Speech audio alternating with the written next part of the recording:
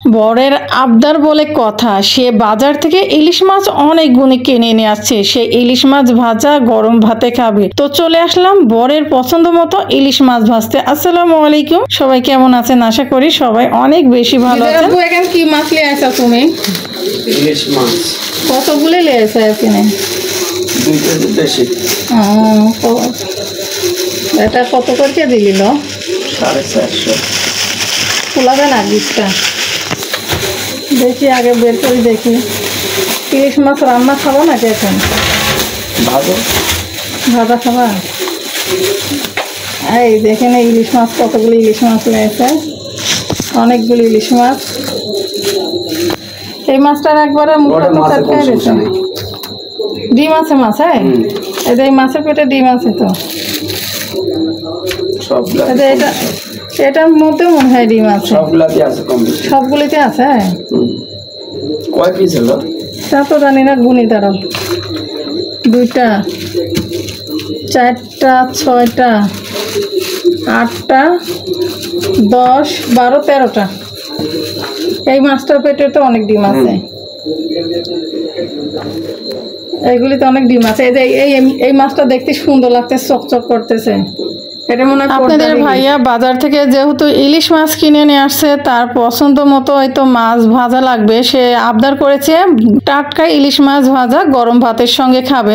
তো চলে আসলাম, মাছ একবারে সবগুলি ফ্রিজে রেখে দিলাম ফ্রোজেন করে। আর এই যে 2টা মাছ কেটে নিচ্ছি, আর একবারে সুন্দরভাবে ধুয়ে নিয়েছি আগে থেকে ইলিশ মাছের খোসা ছাড়িয়ে। এখন কেটে আবারও ধুয়ে নিব, নিয়ে একবারে মাছগুলি ভেজে আপনাদের ভাইয়াকে দেবো। সে গরম ভাতের সঙ্গে ইলিশ মাছ ভাজা খাবে আর তার খুবই পছন্দ। দেখুন এই মাছগুলির মধ্যে ডিমও হয়ে গেছে, অনেক সুন্দর। আর ডিম শুদ্ধই আপনাদের ভাইয়া বললো যে ডিম সহ কাটো, এভাবেই কিন্তু ভাজবা। তো যাই হোক, তার জন্য মাছ ভেজে তাকে সামনে দিই, সে খাবে তার পছন্দ মতো। তো এই তো ফাইনালি মাছগুলি ভেজে নেওয়া হয়ে গেছে, আর আপনাদের সঙ্গে তো শেয়ারও করে ফেললাম। কেমন লেগেছে অবশ্যই কমেন্টে জানাবেন। তো আর বড়রা যদি রাত্রেবেলা কোনো জিনিস কিনে নিয়ে এসে যদি নিজে আবদার করে, তাদেরকে করে খাওয়াতে নিজেদের অনেক বেশি ভালো লাগে, তাই না? তো পরের দিন সকালবেলা ইলিশ মাছের ভুনা খাবে। তো এই তো ইলিশ মাছ অনেকগুলি কেটে নিয়েছি, আর এখন কিন্তু ইলিশ মাছের ভুনা করতেছি। আর এই দেখেন কিন্তু মুরগির মাংস হবে, দেশি মুরগির মাংস। যেহেতু মেয়ের জন্য দেশি মুরগির মাংস রান্না করব, আর যেহেতু শুক্রবারের দিন আর রান্নাবাড়ি কিন্তু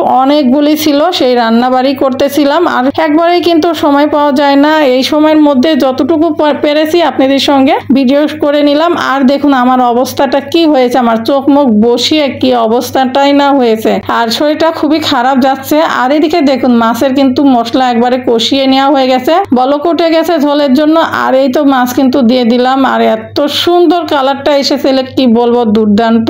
আর যদি খালি চোখে দেখা যেত তাহলে আরো বেশি ভালো লাগতো। ক্যামেরাতে কেমন দেখা যাচ্ছে জানি না, আপনারা বুঝতে পারছেন কিনা, কিন্তু অনেক সুন্দর একটা ইয়ামি কালার এসেছিল। খেতে তো মাশাআল্লাহ কি বলবো, দুর্দান্ত হয়েছিল। এই তো আপনাদের সঙ্গে শেয়ার করলাম আজকের ইলিশ মাছের ভুনা, আপনাদের ভাইয়ার আবদার। তো সারাদিনের ব্লগটি আপনাদের কেমন লেগেছে অবশ্যই কমেন্টে জানাবেন। এখনকার মতো বিদায় নিব, সে পর্যন্ত সবাই ভালো থাকবেন, সুস্থ থাকবেন। আল্লাহ হাফেজ, আসসালামু আলাইকুম।